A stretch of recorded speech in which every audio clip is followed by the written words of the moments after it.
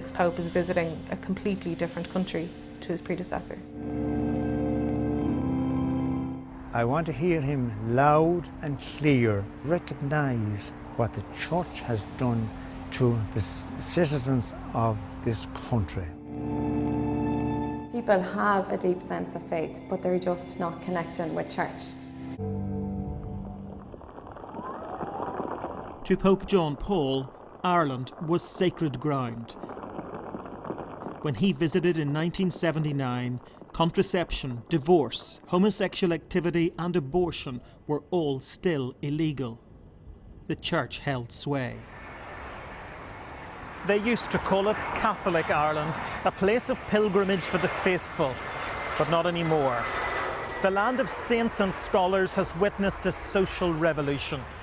The Church that once controlled this state now battles to find a place within it. The last bastion of Catholicism became the first country in the world to legalise same-sex marriage by referendum.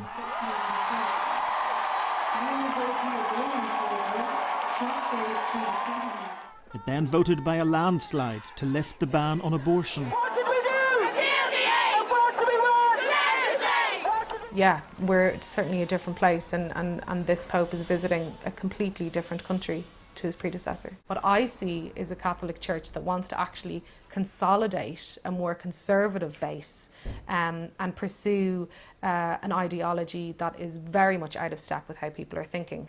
The more they pursue that, the more meaning the Church loses for people in this country. The number of Catholics has dropped from 95% of the population in 1961 to 78% today, but few attend Mass on a regular basis.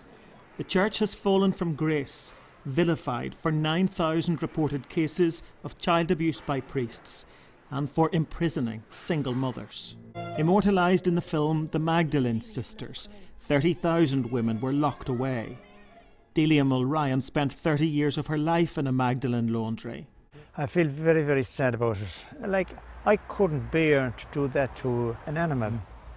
This kind of tells the story of Ireland. You know, you got religion on one side, but you had what was going on inside this laundry. That's right, indeed. Where the poor mothers would be slaving from 7 o'clock in the morning until 7 in the evening, can't lift their head from what they're at. Boring work, couldn't even talk to one another, communicate, laugh or joke. It was so sad environment to be in. Peter, what was their crime? What was your mother's crime? She had a baby out of wedlock. That's simple as that. And when you think of what the Church did itself to those little children when they got a chance, the way they treat them was horrible. And they got away with it, what they wanted to do with them. And they have the completely wrong view. They think, you know, that the Church doesn't care, that they're just shut down, and they have their own opinions of what our beliefs are. And some of the times, those opinions and those perceptions are wrong. Like, say, for example, the most one that we get from a young person is, why does the Church hate gay people? The Church doesn't hate gay people, you know. And I think that's really important for the Church to put that message out there. You know, we have to be all-inclusive. We have to welcome every single person. The Church is desperate to reconnect with thousands of cultural Catholics who only attend Mass at Christmas or for christenings, weddings and funerals. So will Pope Francis have something to say to those who suffered most at the hands of the Church? I want to hear him loud and clear, and to recognise that he understands what the Church has done to the citizens of this country, which I'm speaking about. What it has done to them, to the vulnerable people.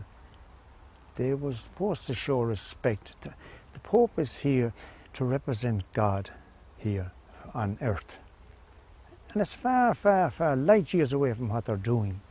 What would it mean to you, Peter, for Pope Francis to say, I'm sorry for what the Church has done to people like your mother and you and your sister? Yeah. What would that mean to you? It'd mean an awful lot.